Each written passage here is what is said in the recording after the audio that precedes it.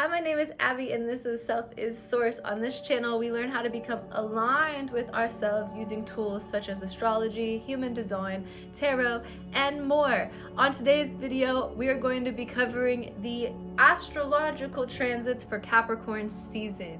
What energies are we going to be feeling? How can we use this to further our healing or further our progression towards our goals? Stick around in this video to find out what transits are going to be taking place from December 21st, 2021 through January 19th, 2022. If it is aligned with you, I'm going to ask that you subscribe to my channel, give me a thumbs up, and leave a comment. Let me know, what did you learn in this video, what resonated with you, or leave suggestions for what you would like to watch in future videos. But let's begin on these transits. I'm excited.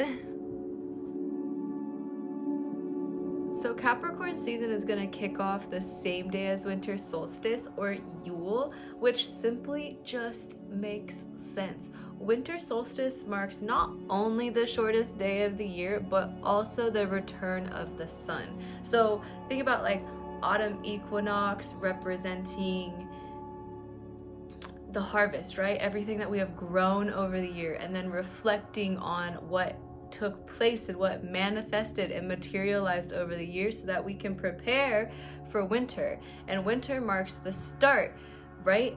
It is the return of the sun. We're getting back into that flow of work and back into a new cycle of existing. So keep those candles burning and take a hint from Capricorn season to set goals for the upcoming year. Capricorn is going to make us feel really ambitious, and we're going to be really realistic and also thinking about our efficiency in terms of moving towards our goals. Remember, Scorpio, Sagittarius season, those are very transformative. Sagittarius forcing the change, and now Capricorn is all about the responsibility, following through with the changes that have been taking place over the last few months.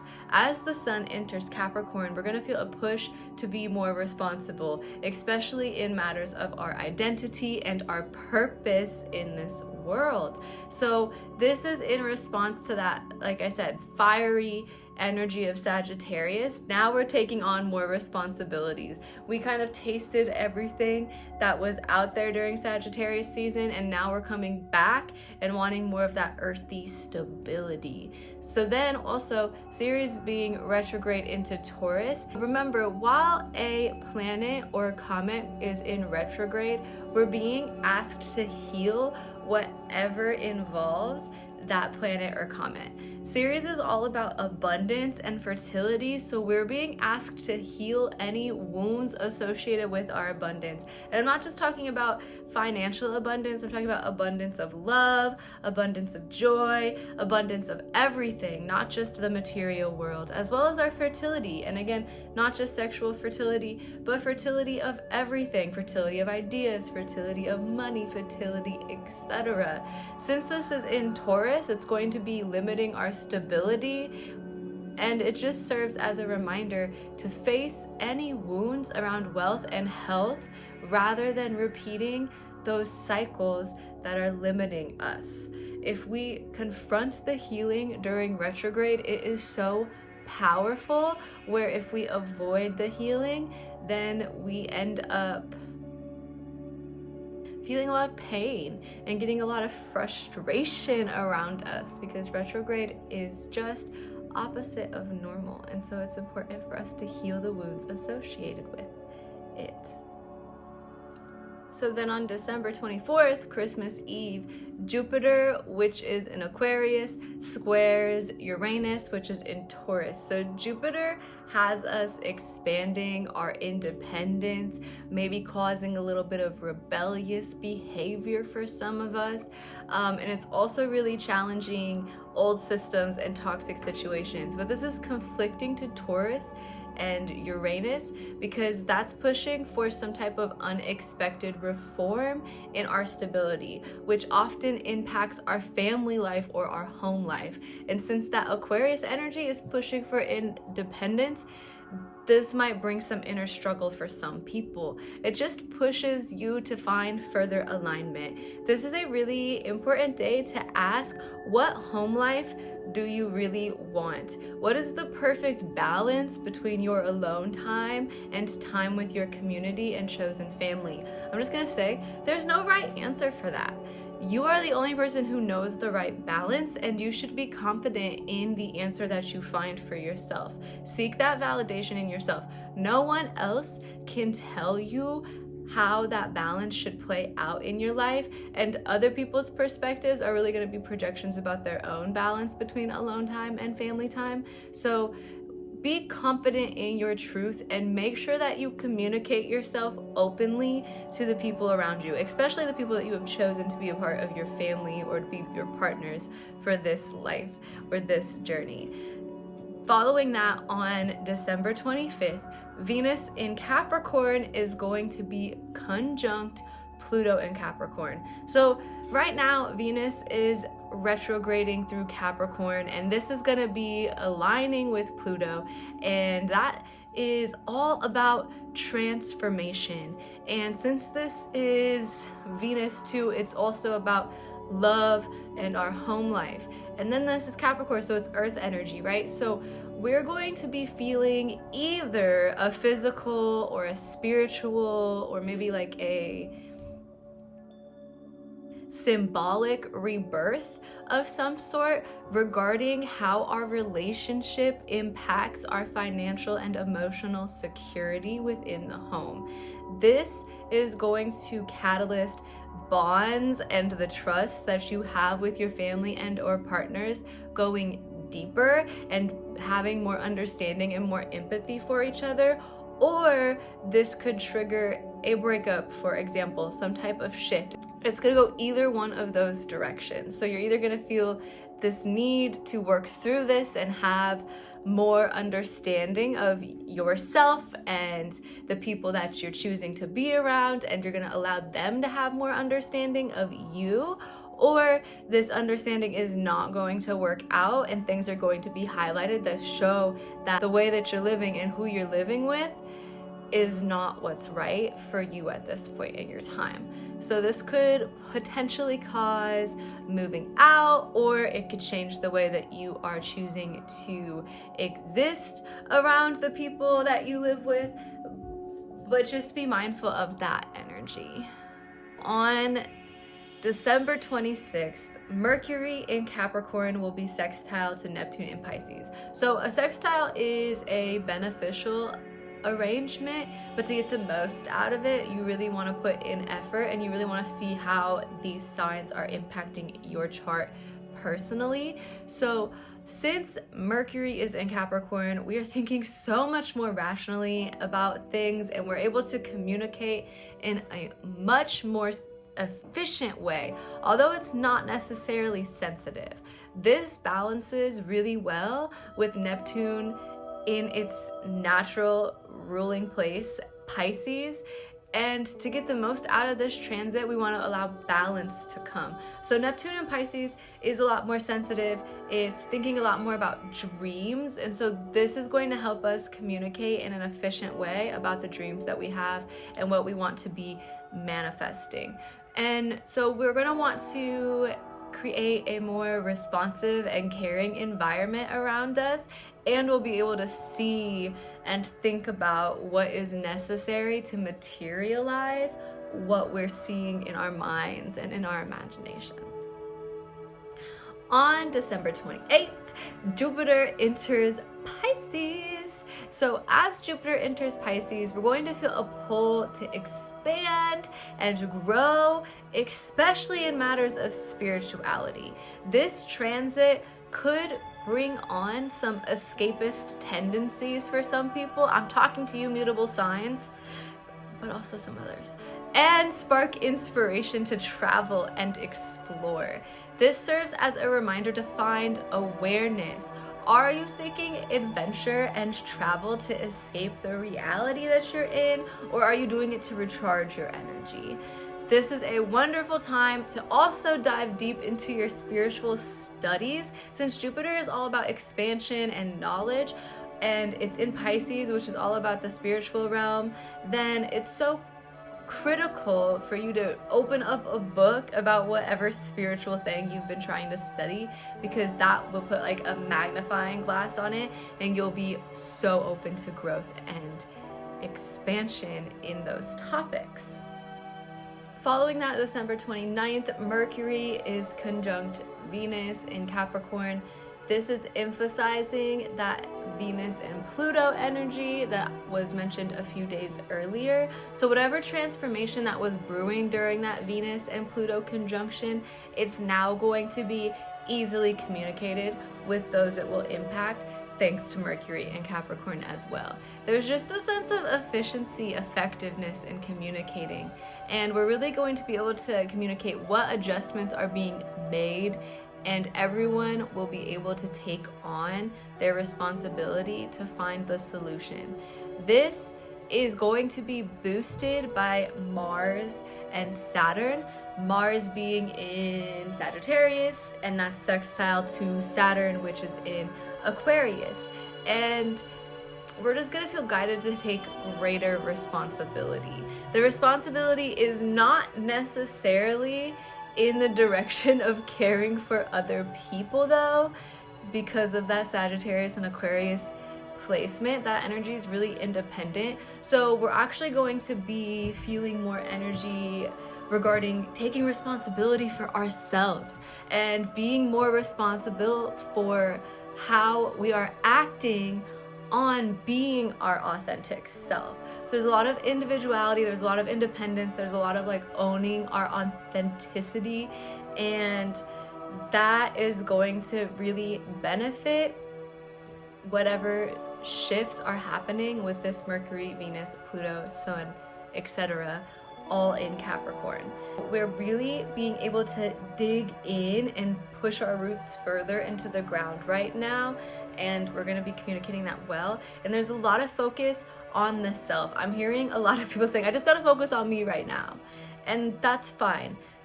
There's periods where we're like that, and then there's periods where we're more focused on the people around us. The cycles, there's polarity to it. It's all about focus. So then on December 30th, Mercury Capricorn is conjunct to Pluto, and so again, that's just adding to this transformation. Remember, Pluto is the planet of rebirth and transformation. That's why there's a lot of transformation regarding this Capricorn energy this year, and that is all just being emphasized. So like, we know what the changes are, and now we're like really like, okay, we're gonna do it. We know what we're gonna do. We're gonna initiate. We're going to be ambitious. We know what we're doing, and we're ready to establish and build a foundation.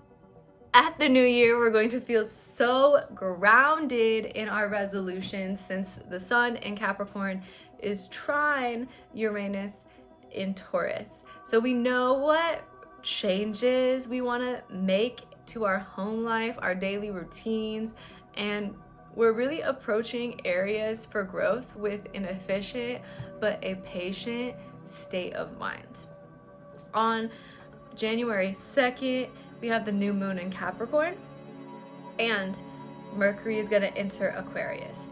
The new moon emphasizes that Capricorn stellium that I was just talking about, and it's taking place as well as aligning with the new year. So this is really key. This is really cool, and all this stuff is kind of lining up at the same time, because all that Capricorn energy is really pushing us to be so effective. It's pushing us to be responsible. It's pushing us to be really practical and aware of our peace and our actions, because Capricorn, again, it's kind of an initiator, right? It's the start of winter, and all of those cardinal signs are really great at getting started and building that base that you need to push forward, the base that you're going to build upon later.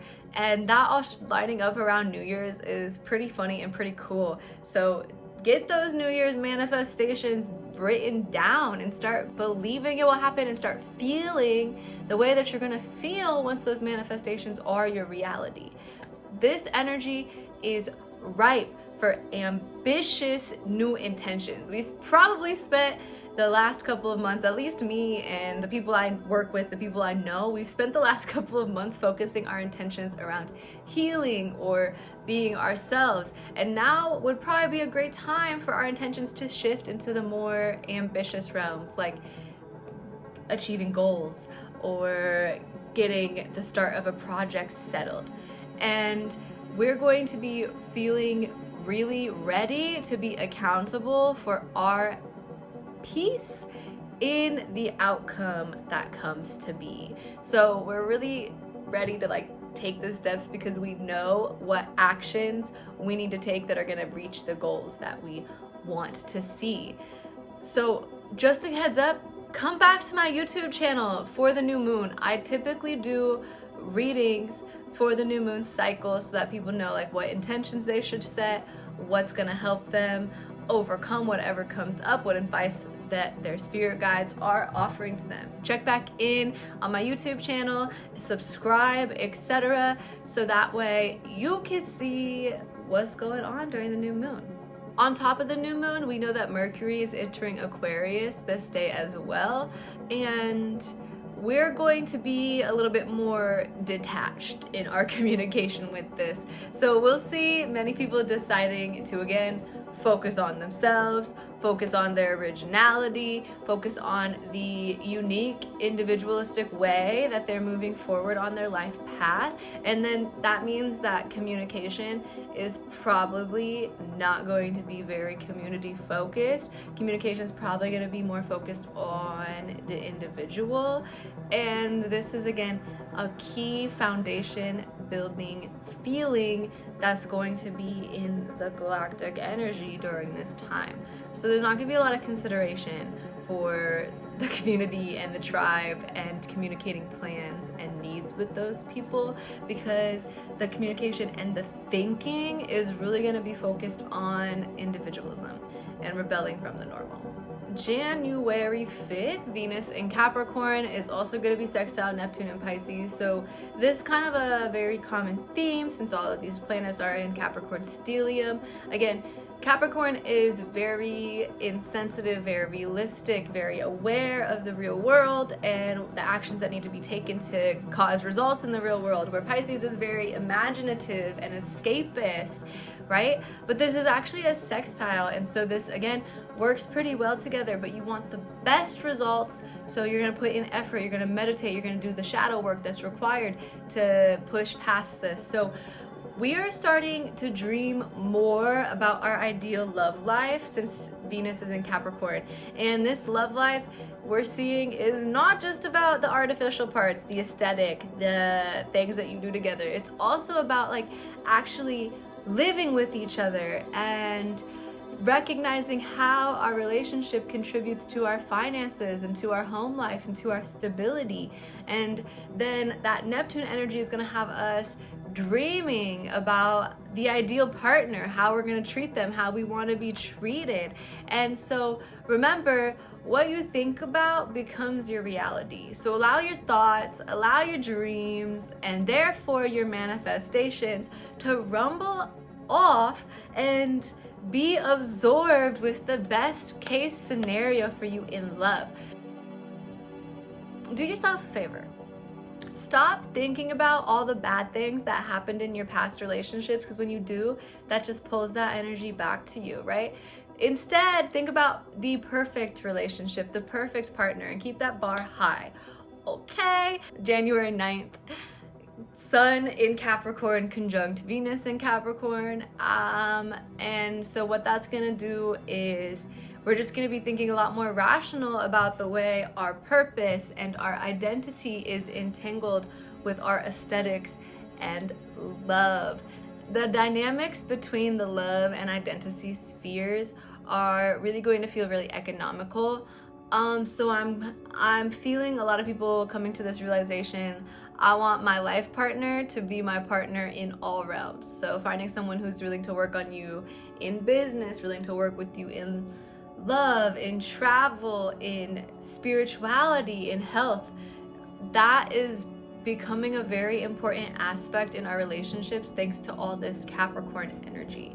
Also on that day, Mars in Sagittarius is going to be in opposition to Lilith, which is in Gemini. With Mars and Lilith in opposition in Sagittarius, we're reminded to become aware of impulsivity. Both of these signs are mutable, and they communicate in a really, well, Sagittarius is blunt. Gemini is really just about like clear communication or communicating in a way that's beneficial with everyone. So with this opposition, Mars being aggressive and Lilith being like impulsive desires, we want to make sure that we are aware of any impulses that we feel. So whether that is an impulse to talk about something that like you're probably overreacting about, or an impulse to take an action towards something that is not aligned for you, this is all about awareness. That's what this opposition brings, is just know that that's kind of like conflicting to what is really happening in the progression of your healing, and knowing that these energies exist and that these energies are impacting us is ideal. It's just to know that that's happening around us, and we don't have to get caught up or stuck in these impulsive actions. And we could be aware so that we don't take any actions or say anything that we don't mean, or that we know is not going to be long-term effective, long-term beneficial for us. So following that, on January 10th, Mercury, which is in Aquarius at this point, is sextile with Chiron, which is in Aries. And so there's going to be a lot more enthusiasm around healing on your own. That's really what I'm feeling, because that Aquarius energy, very independent. That Aries energy, very self-centered. I don't like that word, self-centered. That doesn't feel right, but very like me, right? Self-focused. I like self-focused over self-centered. So recognize the tools that are out there for healing, the tools that are out there for presence, for awareness. There are so many, and so many of them exist, but they're not built for every single person. So that means that there's a unique set of tools that you heal with, and then there's a unique set of tools that you can heal others with. And so to get the best results out of this, share your healing in confidence. It's gonna benefit the collective. And Mercury in Aquarius, it's very independent, but it's also humanitarian focused, because it realizes that you have to be on top of yourself if you're gonna change the world, right? I feel like Aquarius is always like, be the change you wanna see in the world. And so it's about sharing that healing rather than keeping it to yourself. Okay, 1/11, January 11th. First of all, 1/11 is a life path portal day, in my opinion. I think it's the day to increase psychic mastery. It's a day to accept greater balance. I think the 11 numerologically is a master number, but if you do 1 + 1, that equals 2. That's why I see balance. And I think 11, like those 2 ones next to each other, it is an actual symbol of a pathway. And so this is a portal to get onto your life path if you've got lost. This is a portal to move yourself to a timeline where you're further along your life path than you are in the current timeline. This is definitely a dimensional shift type of a day. And especially with that sun, Capricorn sextiling Neptune in Pisces, being conscious and present during that shift and during that portal is the surest way to elevate. If you are just floating through that day unaware, unconscious, there's going to be shifts happening, but you can manifest the right shift for you. So also on 1/11, Mars in Sagittarius is squaring Neptune, so we may face a challenge about being mutable. We're going to face a challenge that's asking us to change. So it's really about meeting this challenge with awareness and mindfulness to ensure that whatever shift or transformation or change that you're choosing to make is truly aligned with your highest self and truly aligned with your innermost authority. And then January 14th, Mercury goes retrograde. This is in Aquarius. So I always want to emphasize retrogrades are a reminder to heal. So many people think about retrogrades and they're like, oh, retrogrades suck. Oh, oh, oh, oh. And then they blame retrograde for every single problem. That is just another excuse to not take accountability, and it's just another excuse to not face the healing that's there for you. Life is a healing journey. We have to heal from things in the past. We have to heal from things that we're experiencing in the moment, and retrogrades are always just a chance to confront that healing head on. So since Mercury is retrograding through Aquarius, it's gonna put a highlight on our communication patterns, as well as asking us to find an ideal balance between our individualism and our connection to others. Like, we know we have to be an individual because it is through our individuality that we liberate ourselves, because we have to acknowledge that we're all different and we all have different needs, but we can't be so self-focused that we're completely forgetting about the rest of the community. And so this is going to bring a lot of healing to our communication with people. So again, just being aware and accepting whatever healing is being brought to you, because retrogrades can be really frustrating and painful if we're being avoidant or we're trying to seek problems where there aren't any problems. Just accept, be aware, let it come to you. Only deal with healing when it's right in front of you. On January 16th, the Sun in Capricorn is conjunct Pluto in Capricorn. So again, when the Sun and Pluto become aligned, we're going to fully embody the rebirth and transformation within our identity and our ego. And so this rebirth, again, is really putting an emphasis on our responsibilities, our ambitions. We're feeling more down to earth about our goals, and we're kind of seeing how our thoughts and actions contribute to the outcome. And we're also feeling more encouraged to put in the action to start building that stability and that foundation around us. On January 17th, we've got the full moon in Cancer. Cancer full moon is so nurturing and emotional. It's also very family focused. So we're going to be asked to release something powerful and show sensitivity to ourselves and those around us. Heads up, this could be a very draining day, and it's going to require you to show a lot of self-care and gratitude to yourself. So if you feel up to it, do some shadow work or inner child work. And if you don't feel up to it, take a bath, go for a walk. This is all about self-care. Even take a nap. This is it. Again, how do you take care of yourself? How do you restore your energy? Allow yourself to release any of those healing that is blocking you from nurturing yourself. And just know this is going to be a very emotional day for a lot of people, especially people who aren't practicing awareness. Just again, another shameless plug. During the full moon, I post a releasing video, either a releasing meditation or a energy reading or a card reading.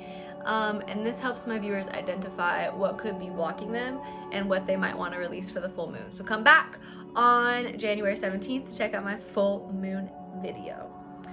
On January 18th, Uranus goes direct in Taurus. And we love when planets go direct because then things kind of like go back to operating like normal. So Uranus direct in Taurus, this means our uniqueness, our individuality, our transformations, our reformations. We're going to be more confident and more sure. And we're going to feel more practical and stubborn in response to unexpected changes and events. So when things are being thrown at us, we're going to take a much more patient approach to it, kind of seeing how it plays out and waiting to see if it's really what's best for us to accept that change as our own.